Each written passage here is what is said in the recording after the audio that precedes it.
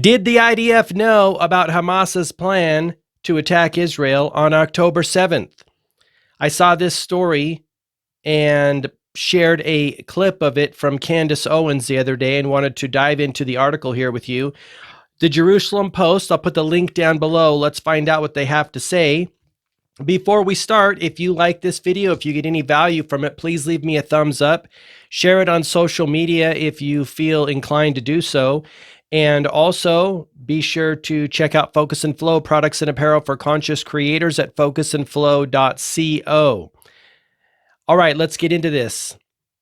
IDF knew of Hamas's plans to kidnap 250 before October 7th attack report. This is an article published on June 17, 2024. The IDF had precise information about Hamas's intention, but due to prevailing conceptions in the security establishment and possible negligence by officials, the warning signs were not acted on.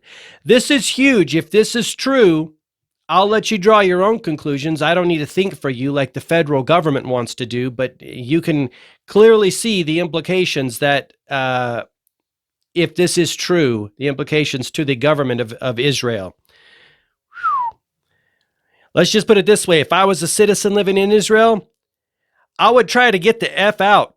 That's all I can say about that. A newly surfaced document has revealed that the Israeli Defense Forces, IDF, and intelligence systems had detailed knowledge of Hamas's plan to raid Israel and kidnap 250 people weeks before the October 7th massacre. The document, which was compiled in the Gaza division, outlined Hamas's intentions and was known to top intelligence officials, according to a report by Khan News. Many people, myself included, thought it was super sketchy and very, very hard to accept that Israel, one of the most advanced militaries on the planet, that is well known for having a top-notch elite intelligence division, let this happen. Like, that is like the dumbest shit I have ever heard in my life. And look what's coming out. The document, titled Detailed End-to-End Raid Training, was distributed on September 19th, 2023, and described in detail the series of exercises conducted by Hamas's elite units. These exercises included raiding military posts and kibbutzim, collective communities in Israel, kidnapping soldiers and civilians, and maintaining the hostages once they were in Gaza Strip. The report by Khan News stated security sources told Khan News that the document was known to the intelligence leadership, at the very least in the Gaza division. You know, you'd think something like that would get put up the chain in a competent military, which, you know, we know that they are. We know that they are. Look what they're doing to the people in Gaza. The document's revelations came in the wake of widespread criticism over the failure to anticipate and prevent the October 7 attack, which resulted in significant casualties and hostages. Hence my previous comment of getting the F out of Israel. Heck, you know, I want to leave the U.S. sometimes too, because I look at our government and their sketchy behavior. Warning signs were not acted upon. The IDF had precise information about Hamas's intentions, but due to prevailing conceptions within the security establishment and possible negligence by senior officials, the warning signs were not acted upon. The report further detailed that Israeli intelligence officials monitored the exercise and documented the steps Hamas planned to take after breaching Israeli territory and taking over military posts. The expected number of hostages, according to the document, was between 200 and 250 people.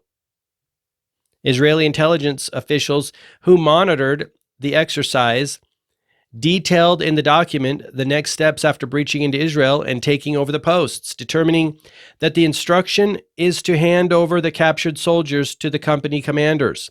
The expected number of hostages, it states, is between 200 and 250 people, Khan News reported. This information, combined with a new and sophisticated security barrier completed 2 years before the attack, was believed to have made such an assault improbable. However, the barrier failed during the Hamas attack, highlighting a significant intelligence and security oversight. Oops, our bad. I guess the billions of dollars we spend on defending you, Israeli people, just broke down. Our bad. No big deal. We'll fix it. Oops. Sorry about all that. Sketch AF. The General Staff investigation team is expected to present initial findings from this failure to the Chief of Staff in the coming weeks, as the country seeks to understand how such a collapse in security could occur despite having detailed advanced knowledge of the enemy's plans. How indeed. The Israel-Hamas war began on October 7th when Hamas launched an attack with thousands of terrorists infiltrating from the Gaza border and taking more than 240 hostages into the Gaza Strip. Now, let's talk about that for a moment. I shared a brief video on my Instagram at gmarkphillips a while back of Max Blumenthal, an Israeli journalist, investigative journalist, fielding questions, and someone asked him, again, a naive person that doesn't understand the exact full picture over there. I am like that in many ways, and I was like that in many ways. This person asked, why did Hamas attack Israel? And he said, they didn't. They didn't. And there was gasps in the room. And they're like, what do you mean? He's like, no, this war's been going on for 76 years. Israel attacked Palestine and violently removed 700 to 750 or more thousand Palestinians in the Nakba of 1947 and 48. So he set them straight and said, no, Hamas didn't attack Israel. Israel attacked Palestine 76 years ago. So we have to remember that. Let's continue. During the massacre, more than 1,200 Israelis and foreign nationals were murdered, including over 350 in the Re'im Music Festival and hundreds of Israeli civilians across the Gaza border community. 120 hostages still remain in Gaza. That's the article. It's important to think about these kind of things. We pay our governments very well to protect us, and then you get this stuff like this happens. It's sketch. Let me know what you think in the comment section down below. Thanks for watching. Have an awesome day, and until we speak again, all the best, health, wealth, and success. Bye-bye.